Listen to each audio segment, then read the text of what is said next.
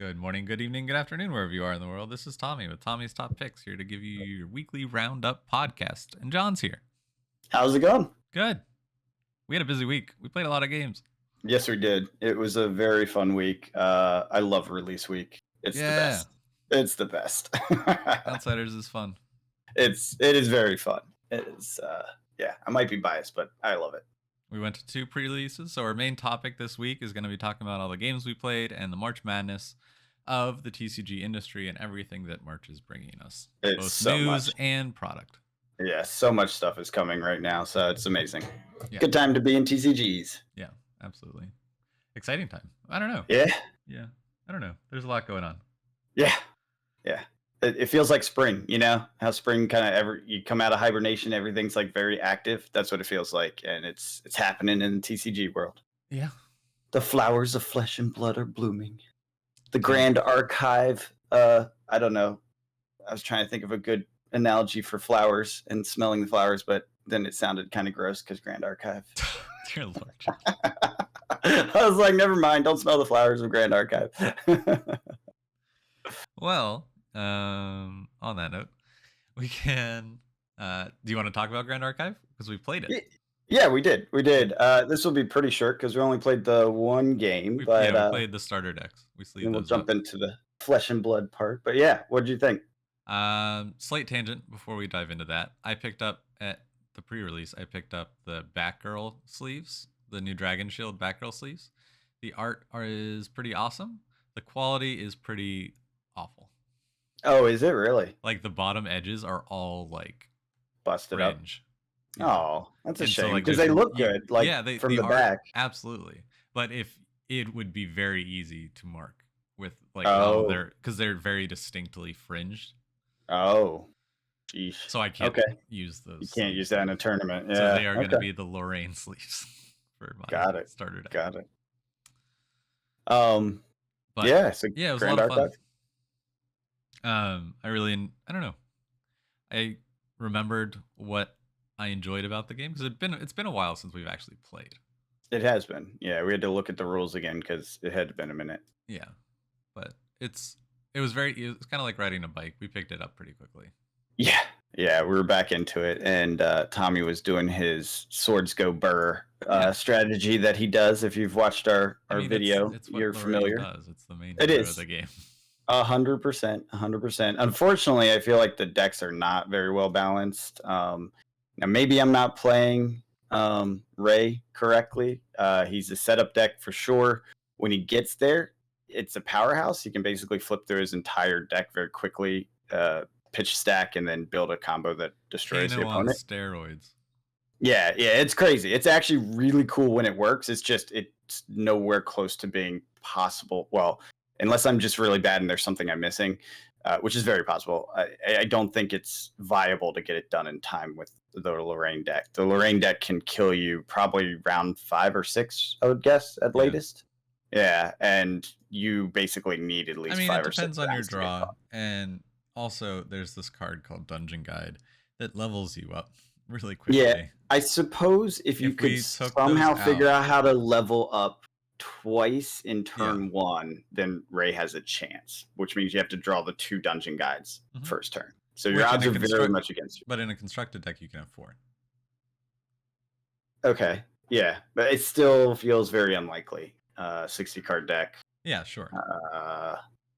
Yeah, with the way those decks are meta. Now, that said, I bet there's a perfectly reasonable way to build Ray that he's faster than the deck. Because there's a bunch of cards that were basically chaff for me. There's also ways, and my shuffle wasn't great, we found, because you do end up going through the whole deck with him. Yeah. If my shuffle was better, maybe I'd get some of those defender heroes because there's several in the deck. They were all clumped together, right? Yeah, they were all clumped together, and by the time I ran into them, it was way too late for that. So because I was onto the combo move now, so I just dumped them back into the bottom. So I guess they may be better. Like we'd have to test maybe like 10 games to really get a feel, especially now that I understand how his combo works. Because his combo is very cool once you get there. But I didn't know what I was targeting. Damage. Yeah. Oh no, 22 if you do it right, and even more if you do it really right. And now level 3, I'm at 25 health. Yeah. So, and then you have the little staff where you just like ping him a couple more Yeah. times and it's done for. Yeah. It's definitely viable. I think it's difficult to be competitive with the 5-turn. Doesn't really matter what you do with Lorraine. She wins. Well, what's interesting is Grand Archive is coming out. So the Kickstarter is out. That is what we're playing. And then it is being quickly followed up by the retail version, which will be on store shelves soon. And then in August, they're coming out with kind of like a supplemental pack, like in Flesh and Blood, like an Everfest or a Dynasty, just something that helps. And I think it's bringing in another class too. Cool. But, well, yeah, the other class is already in the Kickstarter, I thought. The Tamer, yeah. But yeah, the Tamer, I don't remember if the Assassin... I think the Assassin is in it as well. Yeah, it is. Is it? Okay, so there's four classes. Yeah, there's a lot to explore we haven't yet. Maybe when retail comes out, I'll grab some decks or something. Yeah, absolutely. I plan... There are... I think there are starter decks for each. So I'll probably... just because there aren't any shops near me that I know that are running events yet. So I think I might just stick with...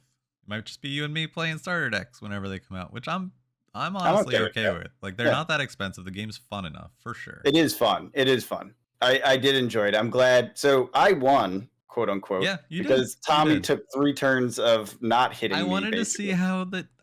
He was very gentle. He's like, I swing for 2. I'm like, you could swing for 8. Why are you swinging for 2? Because I wanted to see it do the thing. We saw my deck do the thing. Yeah. It was cool. Yeah. All right. Enough of that. Everyone's here for the Flesh and Blood. It's Flesh and Blood week. I know. Uprising. So we did 2 pre-release events Friday. Not Uprising. Outsiders. Yeah, that set. Yeah. That's 2 sets ago, Tommy. 2 sets ago. Well, you know. I got Sunday. It's been a week. All right. Yes. Outsiders. Late night. At a music store setting. Hardcore. Rock and roll. I don't know if it would call it rock and roll. Whatever. In the background. It was fun. How did you do? Bottom table's top shelf whiskey. Woohoo! That was us. My pool was so bad Friday night. It was. Yeah, me too. It was terrible. So basically, like what I understand of the limited sealed meta right now is my belief is that Arachne is kind of like the fallback kind of character, like Uprising, where if you don't have the pool for really anything, you fall back on Arachne and fall back on your stealth cards and kind of guarantee those at least 2 attacks a turn, and then using your other cards to block or whatever.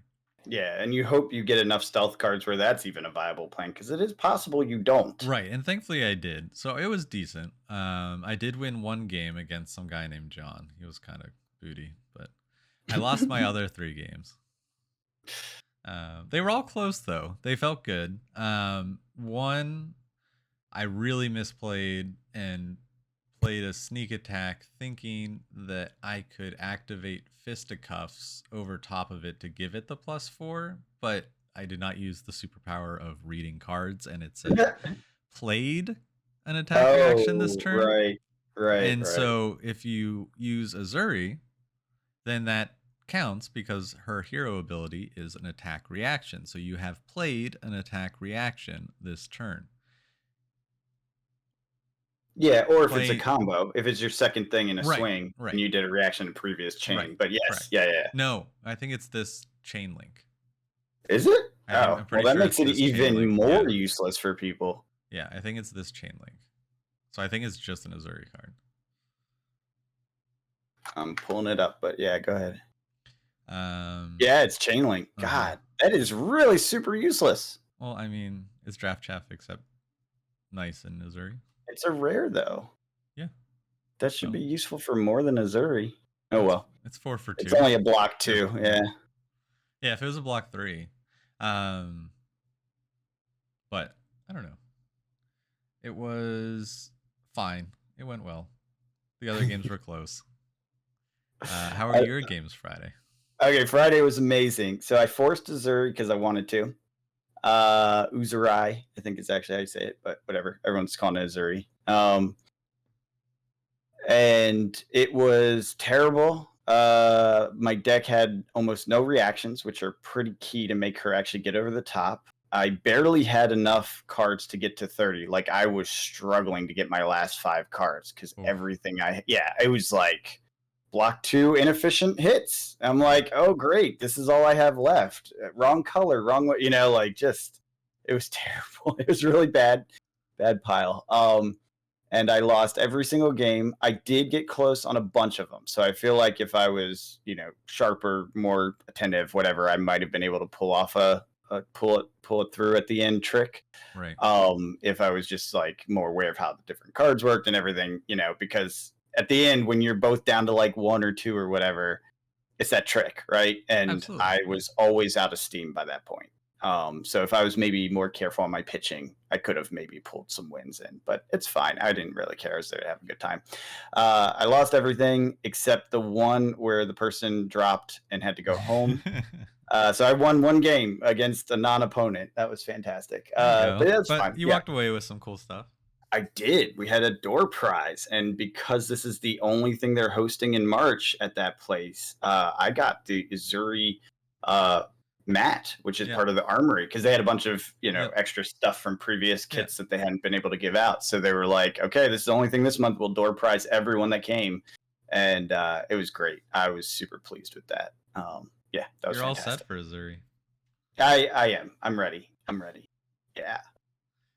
One card that stuck out to me in both limited days was Come to Fight. It's so useful in all the colors, just being a 3-block. It's just good. It's just good in limited, period. Come to Fight is like pretty much an auto include, unless I can't, maybe Benji. If you have a really strong Benji setup, Come to Fight is maybe not useful, but I think it's still useful in Benji. It's still a 3-block. Yeah, and they're gonna be like, oh, I can't block. He's coming in for 1. Yeah, and then because no, it's not it's a non-attack action, right? It's it's not a reaction, right? Correct. So that wouldn't work as a surprise, but I don't know. Still good. It's a good card, and it's a 3-block that pitches. There's a few that are pretty good across the board. The one that like says if they defend with an action card, it's plus something. Feisty locals. Depending on the color. Yeah. That's pretty much always good in limited. It wouldn't be like a constructed, but it creates a gambit of, are you going to block? Or are you going to take 3? The red, that is. Right. It's like, because if you block, it's gonna go over the top, and so that forces them to overblock, which then is inefficient on their part. So it's like it's a pretty good gambit one, especially when you add things like toxicity on top of it. Sure. Yeah. So coming in for 3, go ahead and don't block, and I'm gonna hit you for 8 or whatever, depending on the color of your toxicity. Yeah, that was fun. I enjoyed that. I pulled that gambit at one point. Spring Load was another. They were like, oh, that's a good one. Harder to pull off, but good. Yeah. You just got to work around that chain. Well, I found comboing it with the chess piece that I had Friday night, which was the Threadbare Tunic. That's a cool card. I just love the idea of a Threadbare Tunic. Yeah. I love that. So that is gain 1 resource, at instant speed, activate the ability only if you have no cards in hand. So, I mean, you can block. I basically had to block out a whole turn, and then I popped that, pay for that out of Arsenal, and then we're coming in for 5. Oh, that's a good one. Out of Arsenal, that makes sense. Yeah. That's great. Yeah, that's a fantastic combo. Yeah, and I just love the idea of a tunic that doesn't work as well, because it's threadbare. It also says something about the tunic's been in the cycle, in rotation, in like meta since the very beginning, So it's like, some of them are a little threadbare now. Yeah. They're running out of juice. What was it? There was another one, and then where is it? Death Touch. I was able to play a Death Touch from Arsenal with it as well. Death Touch is fantastic. Yeah, great card. But yeah, did you see the combo, the Frailty Codex with Death Touch? I know you had a Codex. I just wasn't sure. I had a Frailty Codex Saturday. Oh, okay. If you didn't have Death Touch, it's a fantastic combo. Block full hand.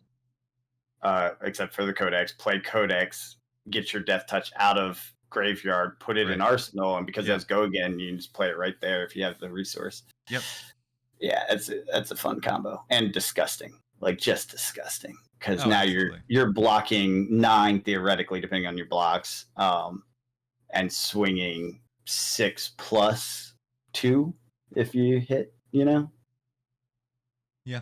That's a gross momentum. That's a tempo changer. Yeah, I think the codexes are actually pretty good.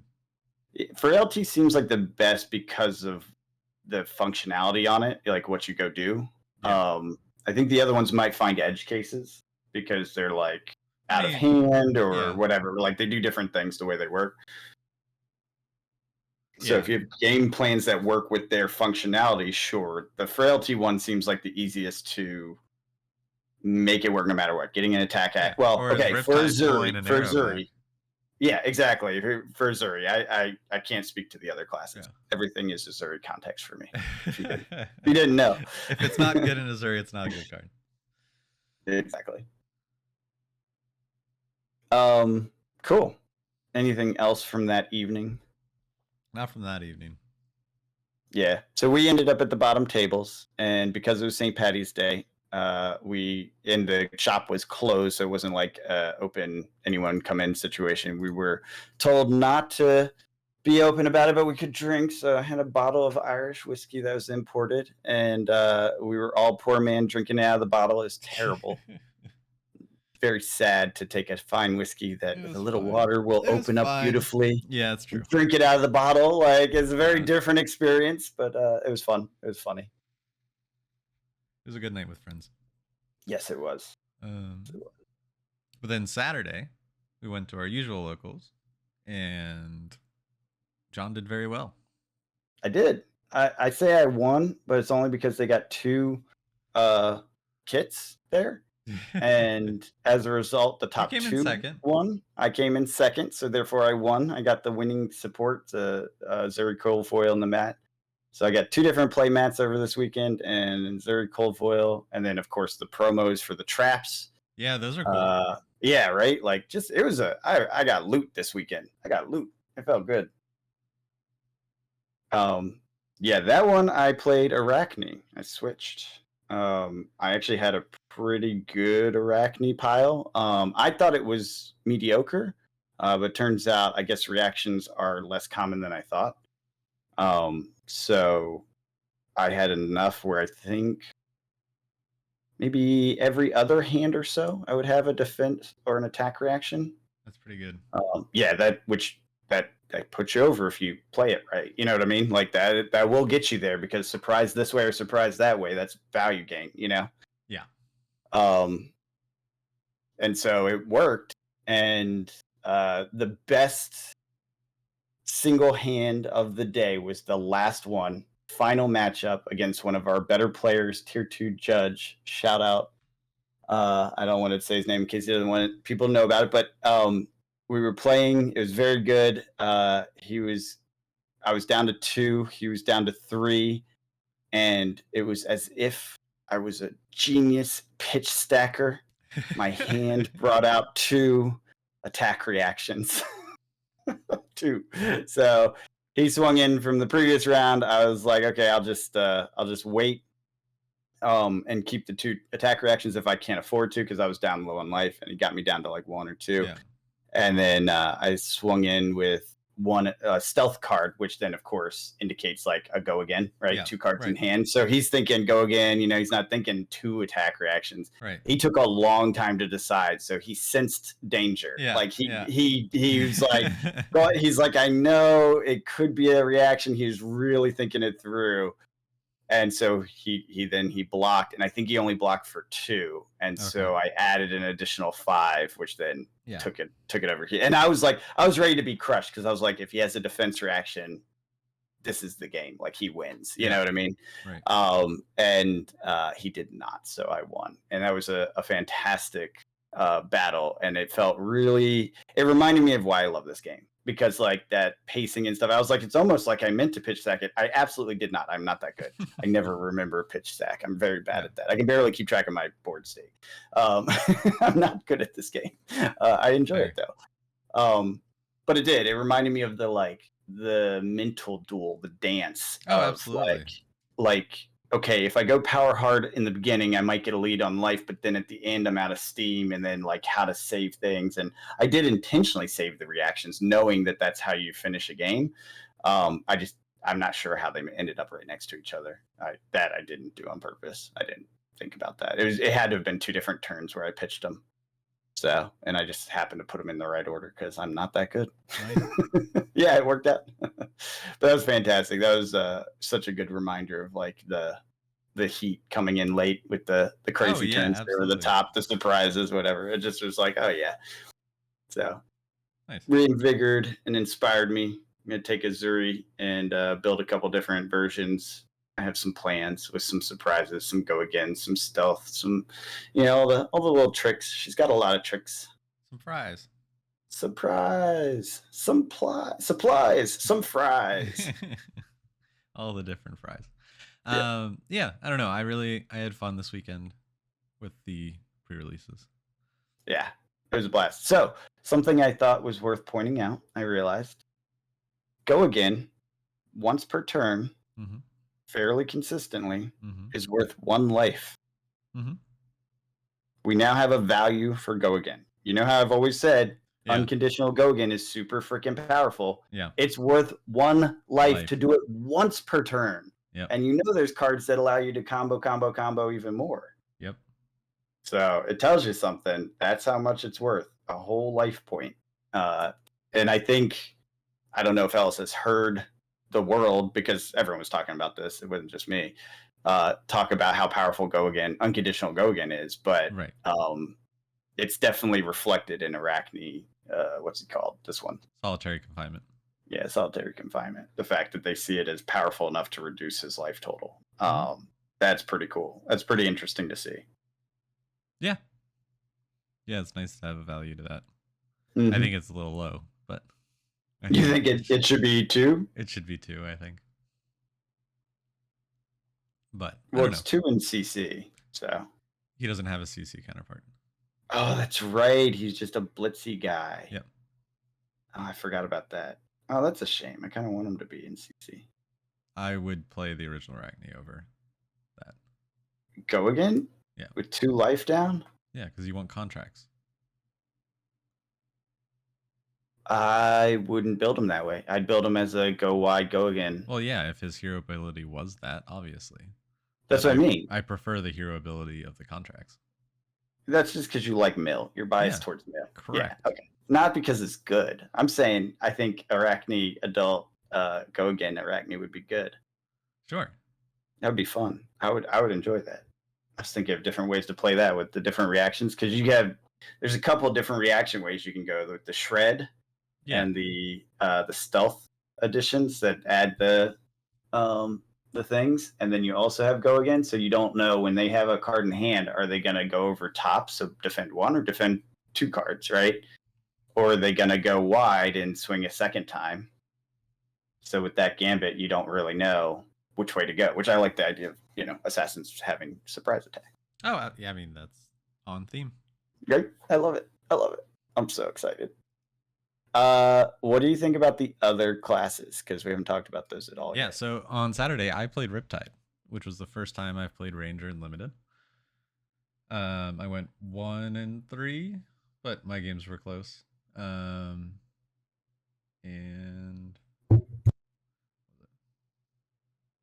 I had enough. I had like 12 or 13 arrows, majority red. So I felt pretty good on that. There are those go again arrows. I was never able to make those go off. But I am intrigued by Riptide. I think there's something there. Absolutely. Like just being able to get so many arrows, or get guarantee an arrow so easily. I don't know. I got to use his quiver a couple times, because like I would load a blue arrow and just from ending my turn arsenaling, and then draw a red one and be like, ooh, well, I need to get that out now. So the problem was I wasn't, and I mean, this is limited, so I wasn't drawing great. But I could see where you have like an actually constructed built deck that it could run really smoothly, and you could definitely get a couple arrows off. Yeah, he seems like he's got pretty good versatility between go wide, go tall. Yeah. And then you throw in the defense reaction bonus points. and that's your sideboard plan. Basically, depending on who you're up against, you choose that set of traps. Right. And then keep his legendaries in there because those are pretty much always good. Yeah, he's got ways to swing momentum. Now that said, what about versus Azalea? Yeah, so Azalea I didn't get to play against either night, but seems interesting. I played against an Azalea last night, but I was playing Dorinthia, and that was constructed. But so I got to see Azalea with the new cards in action. No concern here as a Dorinthia player, but I could see it being very good and just dumping on aggro decks. Yeah, I think she's got some scary level power. I think it's her day. I've already said it once, but I think so more so now than ever before. It's just whatever, all of the things that she does are very like low to the ground kind of stuff. Mm-hmm. Whereas Dorinthia is always at least above the negatives. And I have the blues to play the blood rot, or to pay the blood rot if I need to, and I was just able to consistently get my counters back. If I got over 2 counters, the game was pretty much sealed. Because it would get to the point where even if he for all hand blocked, it wouldn't. It would still hit. Interesting. So basically, every other. So he would let one counter get on, shoot a dominated arrow with effects, and then the next turn would have to full block. Hope I don't have a twinning blade. Yeah, I guess the question is how familiar people are with Dorinthia blocking, because that's key, right? No, this player is very familiar and has played Dorinthia quite a bit. Okay, that I wasn't sure. Yep. I couldn't remember if he had or not. Yep. Yeah. Okay. Very familiar with him. Yeah, I don't know. And then how good is he at actual Azalea? New. Yeah, as a brand new player, I don't know if he knows how to optimize his stack. You know what I mean? Sure, but I mean, it was like not close. Okay. But then I got to play against the new Katsu, and that was challenging. I was not able to. It's kind of a race, but learning. I need to learn what cards to use my armor on in that matchup. Yes, because you have to stop hits or you're going to get Mask of Momentum. Correct. Yeah. So basically, I look to have a pump or some way of giving my first on hit go again, and then being able to pay 2 because they're not going, like, if they block, then I just win. Because they can't block efficiently with a 3 pump 6-9 and then present any damage really, because most of the cards are block 2. But actually, in this version, they were block 3 actually. Yeah, there's more Ninja block 3s now. So I think Ninja Turtle's going to come back. Yeah, I could see that, and Flick Flack. Yeah, Flick Flack's between Flick Flack and Ninja Turtle or block 3s, you're going to see at least a medium blocking Katsu is my suspicion. Yeah. So basically against Katsu, I have to get higher counters before it's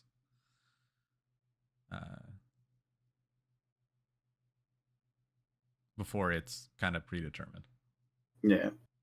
So something that intrigues me, I will probably end up exploring this as I get more bored of Uzurai going towards the end of this season into the next set. Mm-hmm. The ninja knife throwing adds hits. So say you're going to be blocked out and you have the ability to flick flack. Yeah. Not flick flack. Flick knives. Okay. It can give that, you know how you efficient block into ninja to avoid the Mask of Momentum? And so you focus on that. The second one is typically the one people target. Right.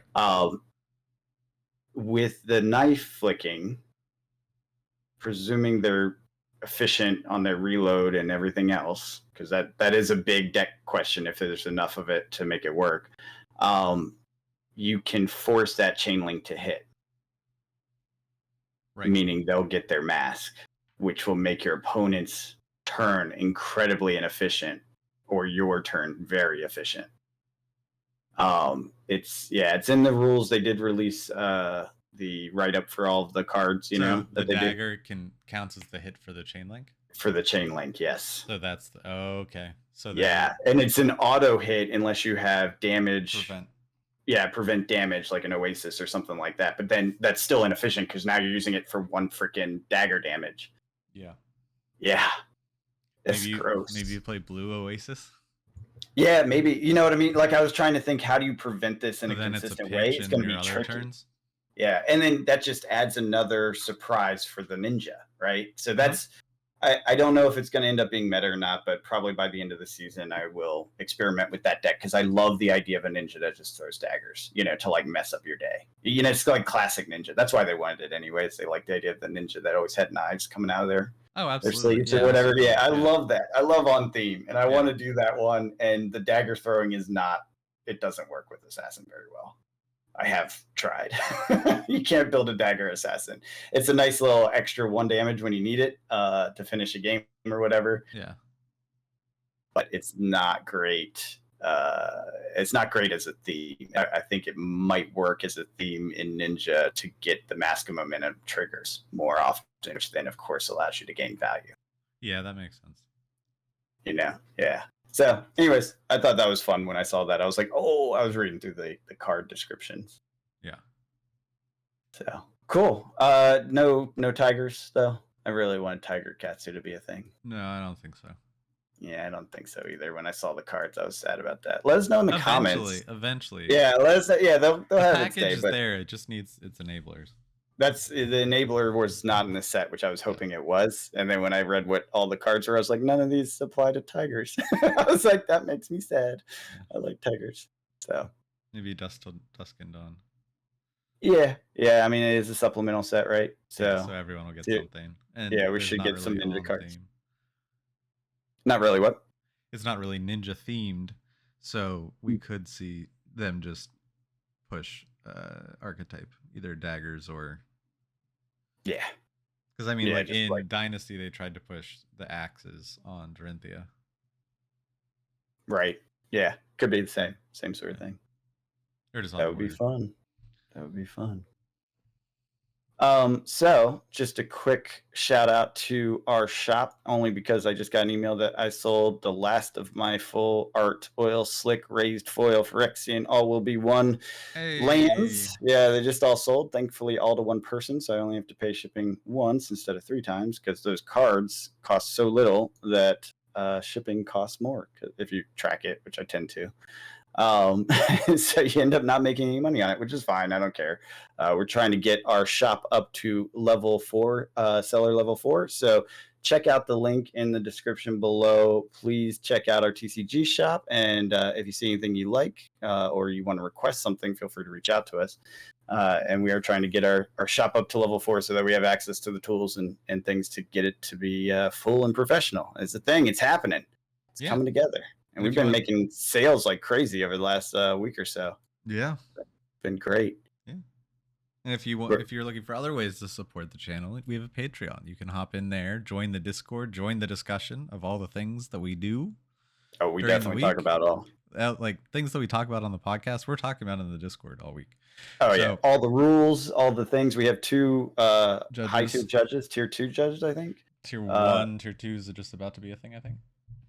Oh, really? I thought someone was a tier 2 already. I'm pretty sure they are. Okay. Yeah, I think they finally passed it. But anyways, because he was talking about mentoring someone else, which you can't do it too. Yeah. So we have real judges in the Discord with us, and we talk about rules all the time. Like when we see something, we're like, does this combo work? How does that work? Flick knives. Here's one some people may or may not know. If you've been playing on Talishar, it's bugged. When you flick a spider's bite, it will not impact the current chain. So, because it's when they defend, right? And they have already defended. Now, the cool trick about it is it does work with Scalpel. because Scalpel impacts defense reactions, and defense reactions happen after. Yeah, after they resolve. They aren't defending until after they resolve. Yeah. So if someone pulls a defense reaction on you and you have a Scalpel, you can flick knife into it, reducing it, and then getting over the top. It's a nice little gambit combo that works in very particular cases, but it's good into things like defense reaction heavy. Ninja. Riptide. Riptide, who wears all the traps. Yeah. And Ninja. So yeah, if you're a defense, if you run into a defense reaction heavy Ninja, that would work too, probably. Or Oldhim. That is probably actually the most useful, although I've never played an Oldhim, unfortunately, on Talishar, or at least not with the new cards. So it's not. I know. I really want to try it. I did get to play some Icelander, so that helped me out. Is still a thing.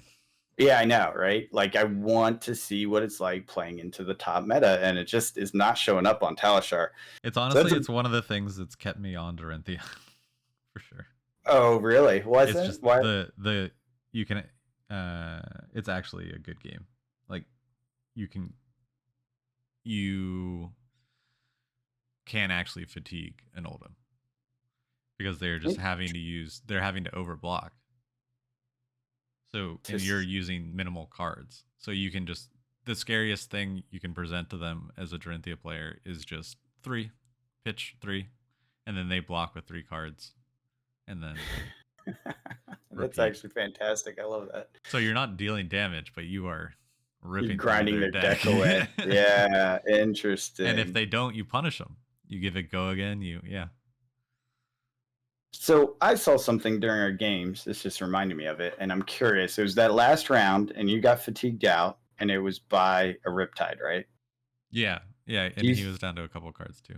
Yeah, do you think there's a Riptide fatigue plan? What do you mean? Like Riptide fatiguing people?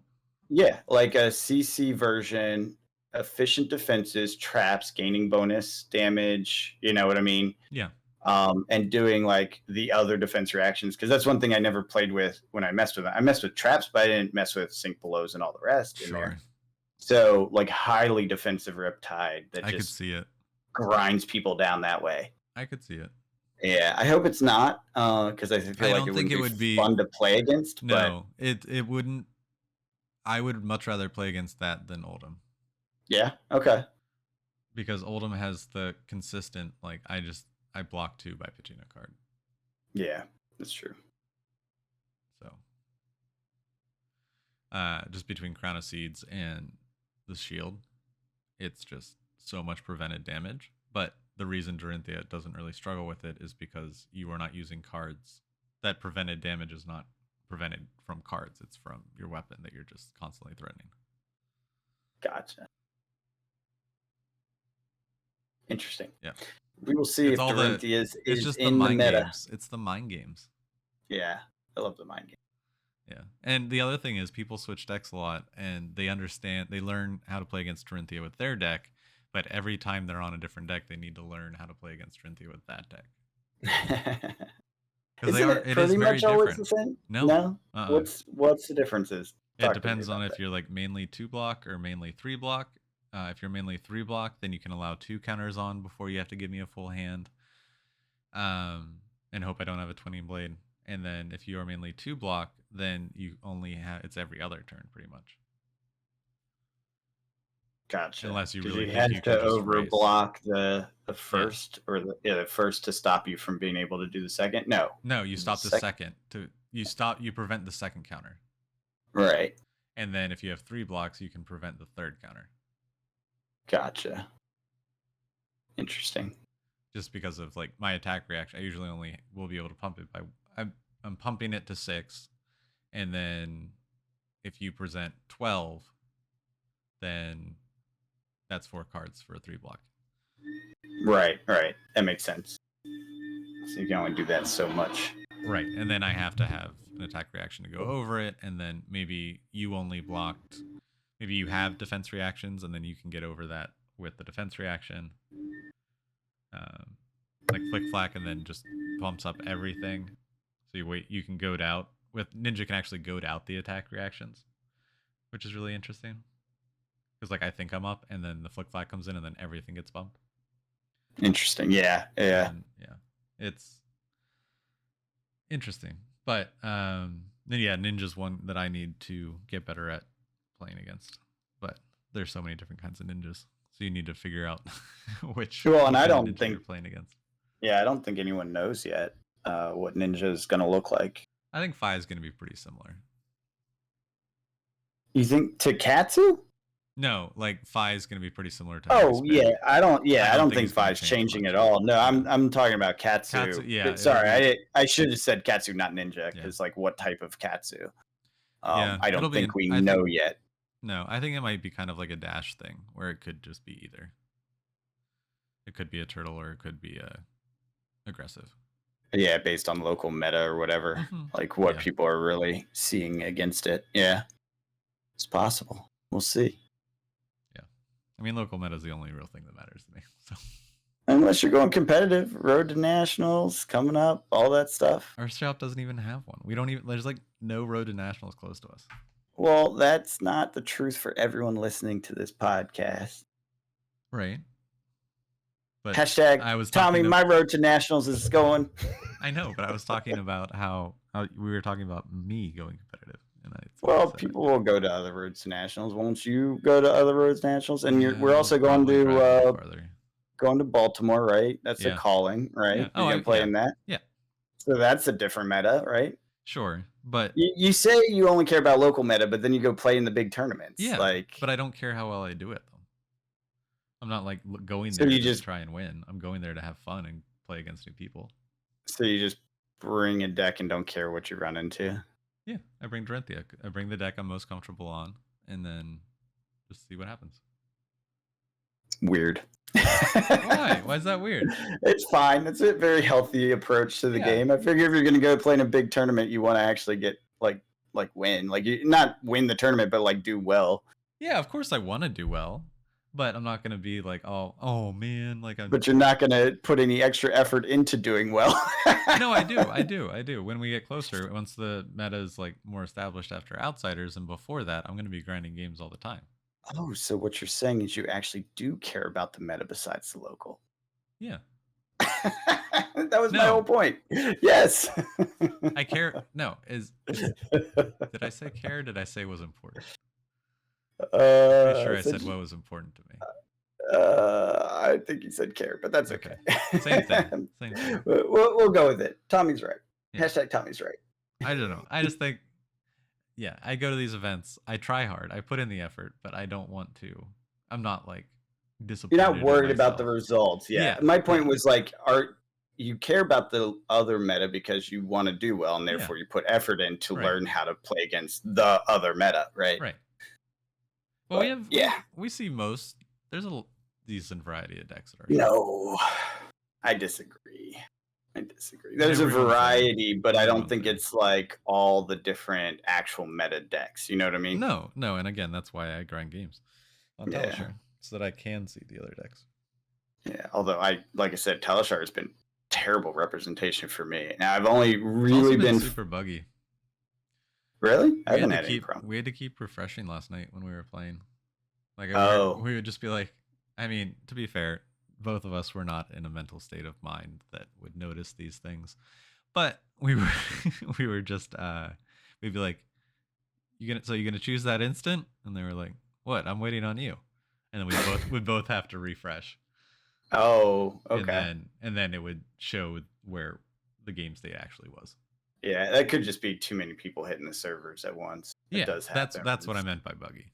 Yeah. Not passing priority correctly, or not paying attention and not realizing it is your priority to pass. Is that maybe? No, no. It was multiple times where like it just wasn't showing on both sides. Okay. The meta on there is not very representative of national meta, though. No, sadly, no. I really want to play Oldham. I got to play one Icelander. Me? No, two Icelanders. You're right. That's only because I asked you to play Icelander so I could practice against it. That deck's bad. It's fantastic. It is literally the world champion deck. Unfun. Unfun. It is fantastic. It's so fun. You just don't like games that require setup. No. Warrior requires setup. No, it doesn't. That's not setup. Okay. You swing, and it auto sets up. There's no premeditated setup. Sure. You know what I mean? Like, do you agree? No. What are you premeditating with Dorinthia? Your arsenal. Are you prioritizing a go again, or are you prioritizing a attack reaction? Yeah, but that's literally for the next turn. Yeah, setting up. That's not setup. That's not the historic definition of a setup deck. What is the historic definition of a setup deck? It's Magic, where you have to set up a combo on the table and then you go off. That's how does that relate? How is that related? How's that translated to Flesh and Blood then? Icelander sets up Frost Hexes. Icelander sets up those. What's the thing that you take a card out of their hand when you fuse? Insidious Chill. Yeah, Insidious Chills, Channel Lake Frigates. All those things stay on the board for periods of time, and the idea is to get them all working together. Gotcha. So that's setup. I mean, and frankly, if you get those early, so Dorinthia just can't be a setup deck, is what you're saying? Absolutely, yeah, and that's fine. She's a class. She's a fighter class. So you wouldn't define getting the counters as a setup, using the auras, using listening the combos to the aura is the closest she comes to setup, because that does stick around. Yeah. That is the closest. But the aura is literally the same exact thing as a counter. So if you're counting the aura, you should count the counters. No, because the aura is a board state. The counters are not. I mean, it just prevents. It just creates one counter. The reality is the plus ones happen if you're doing your deck at all. It's not something that you have to build towards intentionally, with a final result happening all at once when all the pieces come together. You see what I'm saying? Like, they're either bonus damage or they're not bonus damage, right? And it's binary. It's not like, and it happens by swinging. The whole idea about setup is that you put a board state in place and then you swing, and but you have to set up it's like an OTK. You have to set up a turn where you are going to get go again. Yeah, that's true. Although, doesn't she automatically get go again with a lot of stuff? No. A lot of it's on hit or is guaranteed. Oh, it's on hit. Okay. It can only swing a second time if it hits. It's still not setup, Tommy. Like, again, setup is a board state before you go off. I get that now. Yeah. Okay. I was like, you don't have board state except for that one aura. Yeah, no, but what I'm saying is I'm not seeing the difference in setup between that one aura and the other counters, because that I just said that's the closest thing she has to setup. I wouldn't call it setup. If she gets a bunch of different things that all suddenly trigger and then she has like a +5, then yeah, that would be setup. And the new one, well, okay, the theorized new one in Dusk Till Dawn might be a light Dorinthia and might use things that are kind of like Prism stuff, auras. And then that would be like that would be a setup with like a bunch of floating swords around her, like instead of the like in the art. Yeah. Oh hell yeah. That's why everyone's hyped about a light Dorinthia idea, because there's a lot of art that kind of hints towards that concept. The story hints towards that concept. Remember when she went supernova with her light power? Yeah. Like, that sounds like setup, right? Like, take a bunch of hits, get enraged, blow the whole board up. Yeah. Sounds like fun to me. I would play that Dorinthia. And you throw in the current aura, that kind of hints. You know how they usually have like one card towards a new strategy, like early? Yeah. And then eventually the strategy shows up. Like that kind of that kind of hints at it. Something like the number of auras you have increase the plus on your sword. And then the different types of auras that have existed. Yeah, it could be cool. I don't know, like total speculation, but yeah, I would play that Dorinthia, that's for sure. Nice. That would be fun. Yeah. What else is there to talk about? We played some Magic. Yeah, we played Commander last night. We did. It's fun. It was fun. Tommy, once again, let me win. Did you win? I thought Julian won. No, she couldn't pull the last 2 damage. Oh, right. I thought she won too. Yeah. I set it up for her to win, and that didn't happen. No. She's like, "Nope, I can't do enough damage." I was like, "Oh, oops." Well, I thought we were having fun, and I didn't want to just. It was fantastic. It was fun. Although she was falling asleep. It was late. She was tired. I was playing the Necron's Warhammer 40k deck, and I had enough artifacts in that creature, the Overlord, that you can tap it and X artifacts, and that the opponent loses that much life. So I could have just erased either of them, but it would have left me open. Lasered us to death, but you had that for a while that you weren't using it, right? Yeah, because I was using the things for other things. Like I was using one of the artifacts to bring things back. Right. So basically, because I could tap all of the creatures as well because they're artifacts. Yeah. But I mean, if you had been like, I'm going to do the math and did like 50% of your creatures every turn or something, you know what I mean? Yeah. Just to ping damage in, you would have finished us because we're all down in the teens. Yeah. I was just chilling. Yeah. It was fun. Tommy's like, don't tag me. I'm building my board state. Yep. I just wanted to just like snipe people, like for the whole health, opposed to like chip away. So I was trying to build up to that. But. And then I did snipe him. I came in with my Tyrannid, and I had the one that says this other creature's unblockable and gets a +1, and then he freaking murdered it off the top of his deck. Yeah. It's like, what? And then I did the next turn and killed him. Yeah. That was fun. Yeah, being able to play off the top of your deck any colorless or artifact card. And you can look at the top card of your deck anytime. It's real good until there's a swamp there. Yeah, well, that's still pretty good. But then you can pay one, tap the artifact, and then exile the top card of your deck. Oh, that's good. I didn't know that. Yeah, so I did that, but then there was another swamp below that. Oh, yeah, and it's a one-time deal because you're tapping it. Yeah. That's a busted card in EDH, I imagine. Yeah. Like or not EDH, competitive EDH. Yeah, because there's definitely untappy tech, so you could do that infinitely. You just go through your whole deck. Those Warhammer Commander decks, there's some bombs in those. There's some crazy cards in there. Like, I wonder, are the singles actually for sale? I'm curious they are. about that. Yeah, I wonder how they sell, like how they're doing as far as pricing and stuff. I would assume decent. All right. Speaking of Magic, let's talk about it. Everyone's talking about it, so we got to have an opinion. Lord of the Rings. The one of one. Give it to me, Tommy. What do you think about the Lord of the Rings situation? Which one? All of it. Okay. The prices, overall, the draft, the one of one, there's a million things going on with it. I understand the prices. I think the prices are to call demand. I think the demand is stupid high for this because it is not like Magic fans have deep pockets. That's been proven over and over and over and over, right? Absolutely. Besides Magic 30, but that was more of like a. Well, yeah, I think that was just a protest. Yeah, but like Warhammer decks, like 4 Commander decks, $700. People did it without thinking twice. More than 700. Well, but at one point it was just 700, and they were still selling off the shelves. That's what I mean. Yeah, and the 4 collector decks are going for around 700 now. Yeah. But and it does look like a lot of the search foils are like the most expensive singles $56. Wow. Then 30. There's a couple 30s, and then 20. Yeah, there's a decent amount of expensive search foils. For sure. That's why the decks sell for 700 total. yeah, absolutely. Because if not, then you could just literally just rip them and sell singles. Because I'm looking at them now and it's crazy.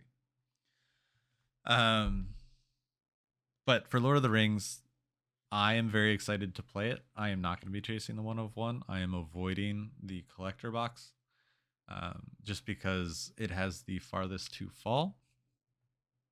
And that scares me because it is going for what, $440 a box, and I think Amazon is now sold out at that. Yeah, it's crazy. It's crazy because Magic is making a one of one, the One Ring serialized card. One will exist. Gorgeous. It will either be in a collector box or in the gift bundle, because the gift bundles have collector packs in them. Oh right, yeah.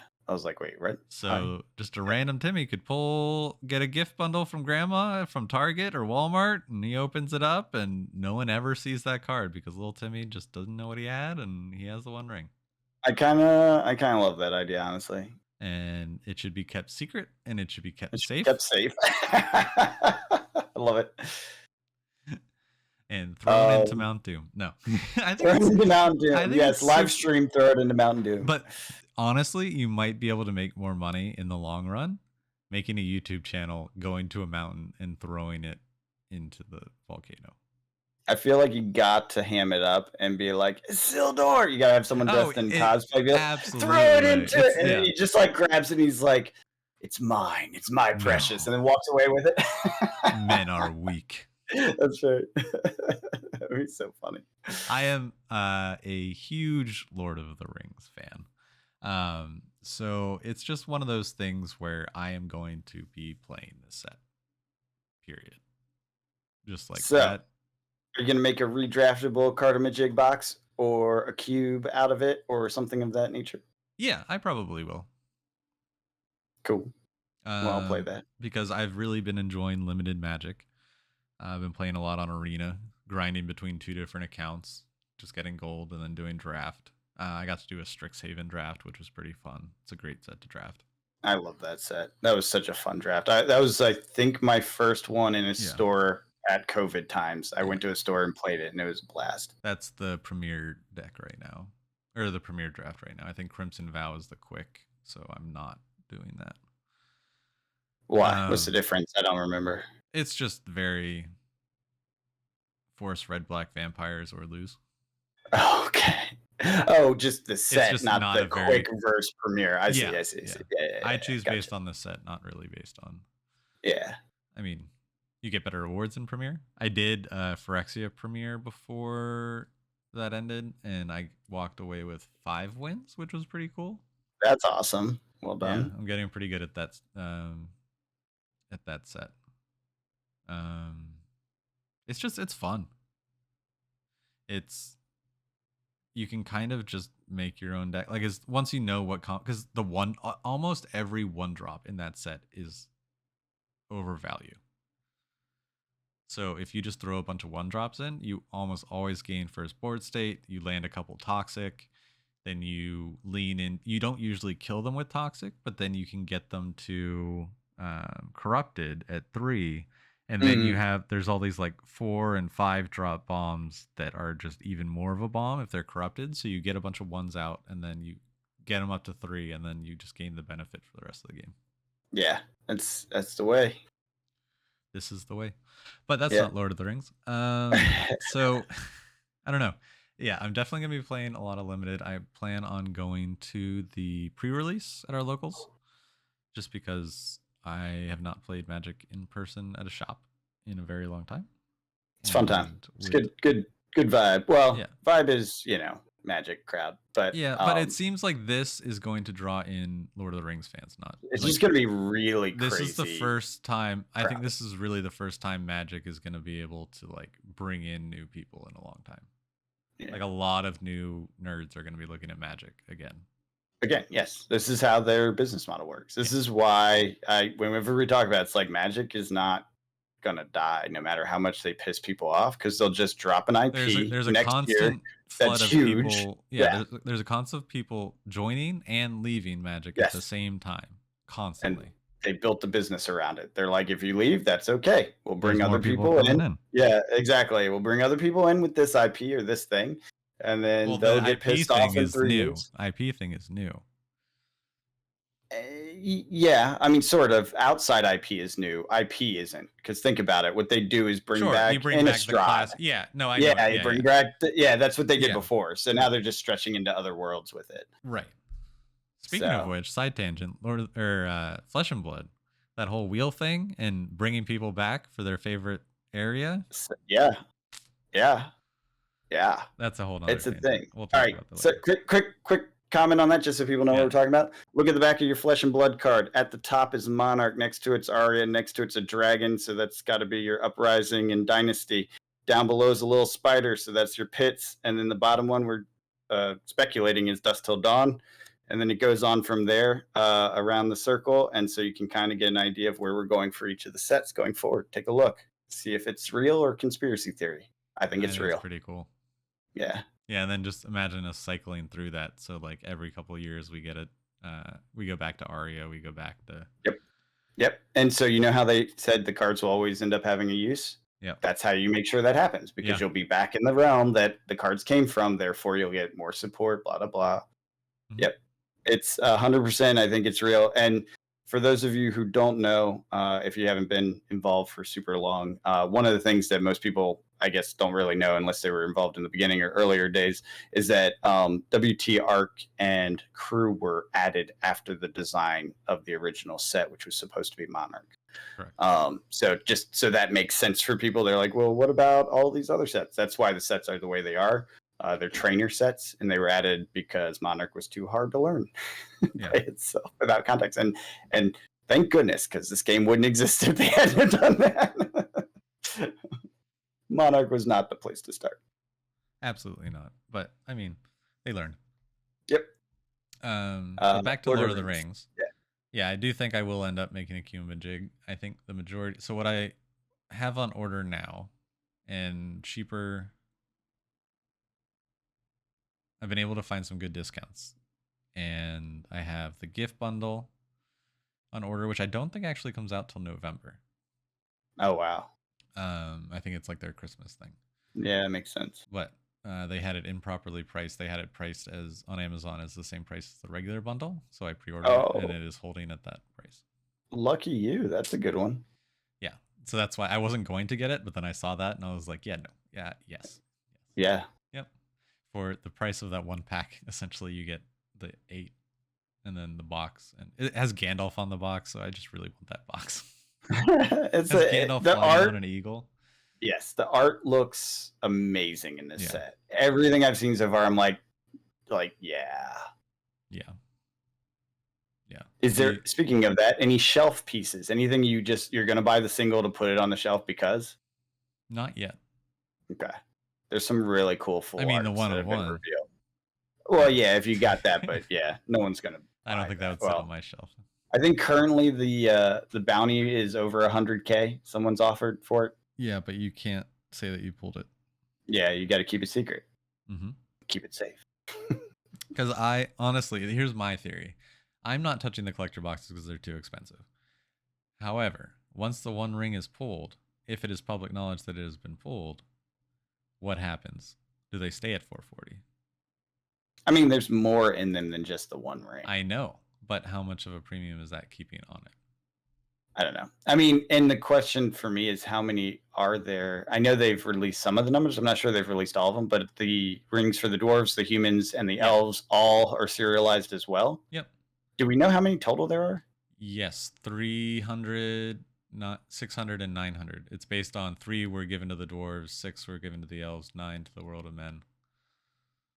So 1,800 in total. Yeah, that's a really low pull rate. So I feel that this will drop similarly to the Legends. No, Brothers were held. What was the one that had Legend cards? They opened old case or whatever. Hold at 440. No, it didn't. That's what I'm saying. I think it will drop as well because the pools are too rare, and that was the problem with the Legends cards. Most of the people that got a Legends card got a 2-cent card. So the value cards there were too rare, so people just didn't care. I think that's what will happen with this. So, but there are non-serialized, and they did give how many of those there will be, and those are low numbers too. Oh, interesting. I didn't know that. I didn't realize those would be rare as well. Yes, the non-serialized ones will be rare as well. That adds to it. I mean, we'll see. I probably will pick up the non-serialized versions of those 3 rings, just because, I mean, it's the Rings of Power. I'm a Lord of the Rings nerd. I need those. So there's a couple things I'm tempted at, and it just depends on prices of stuff.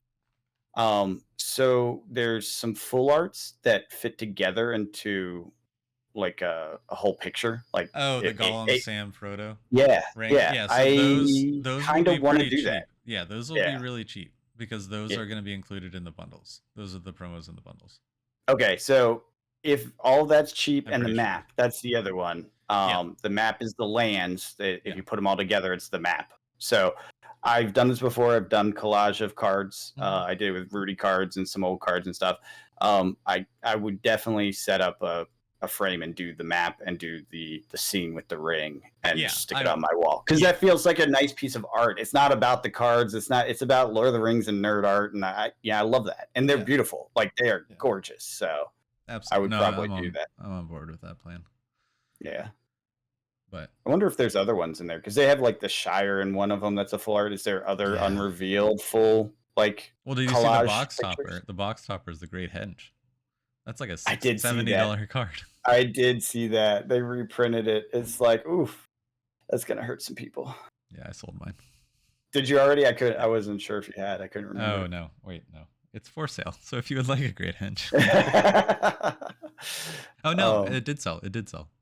It did. Okay. Yeah, because I lowered it to 60. Because I was just like, this is not going time to move. Yeah.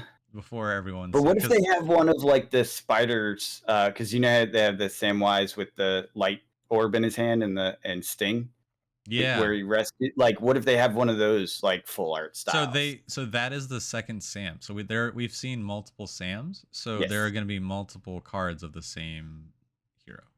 Yeah, and like the Mount Doom one is a full art, so if that's a part of a bigger picture, there's a bunch where it's like there could be like a really cool piece of art. Yeah, it's definitely one of those things where there's going to be a lot of people opening it, looking for that one ring, and there's going to be a lot of singles available. So for the collector pieces, that's where I'm just would rather spend. So instead of spending $440 on a box, I'd rather spend that $440 on singles and get basically almost all of them, I'd imagine. Yeah, probably, yeah. That'd be cool. I am excited for the art. I'm not buying any of these boxes unless they crater. Yeah, I'm buying a draft box and a set box. Set box to open on the channel for fun. Draft box to draft with you and friends. And then the bundle and it's like $16 or something. There's a starter deck. Cool. That I just wanted to get when friends come over and they're like, "Hey, I want to learn Magic," and I'm like, "Well, you are my friend, so you probably like Lord of the Rings." Yeah. So it's kind of how I filter out my friend group is their opinion on Lord of the Rings. So if you like it, you're a friend. Otherwise, get out of here. Yeah. What are you doing in this house? Yeah, and you definitely don't listen to this podcast if I've cut you off for that reason. So that's funny. I don't know. It's my childhood. It's something that I'm very reminiscent of. My mom used to like read me the books as a kid as like bedtime stories, and then we would go see the movies when they came out in theaters. And I don't know. I've read like lore books, like just the back end. I've attempted to read the Silmarillion, which you just get credit for trying. Yeah, basically. And I mean, it's one of those things where I just am very excited to play with Lord of the Rings cards. All right, last question, because this would probably be most relevant to me. Commander, Lord of the Rings decks. Have you looked at what they are yet? I saw there was the Elves of the Forest and Rohan Riders. Yep, and they have the one for the evil guys.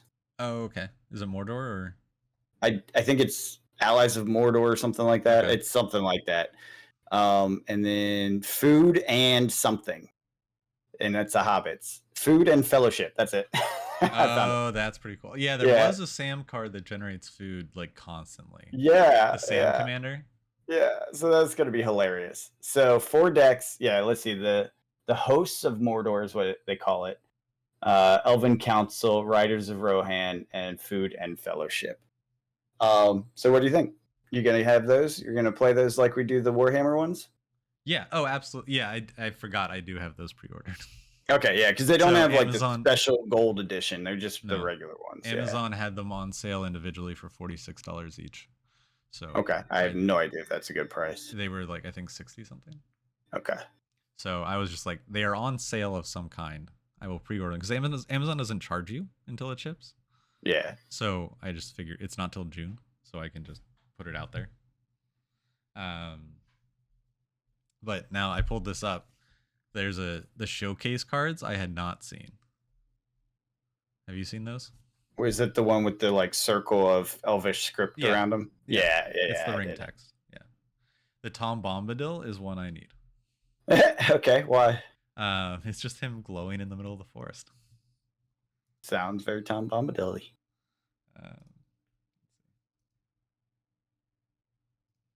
And the Golem one's pretty good too. Cool. But then the Reprieve is also, so they have flavor text on these as well, which I have been really enjoying. So there's a white card called Reprieve. It's a 1 colorless, 1 white instant. Return target spell to its owner's hand. Draw a card. Uncommon. Okay. It's a white that draws you a card, John. I mean, yeah, it does. White doesn't do that. It's glorious. I love it. Okay. Glad you're excited for it. I was excited about it. But as a blue player, I'm just like, good job. You got I know. Well, yeah, on every card you have to draw a card. I know.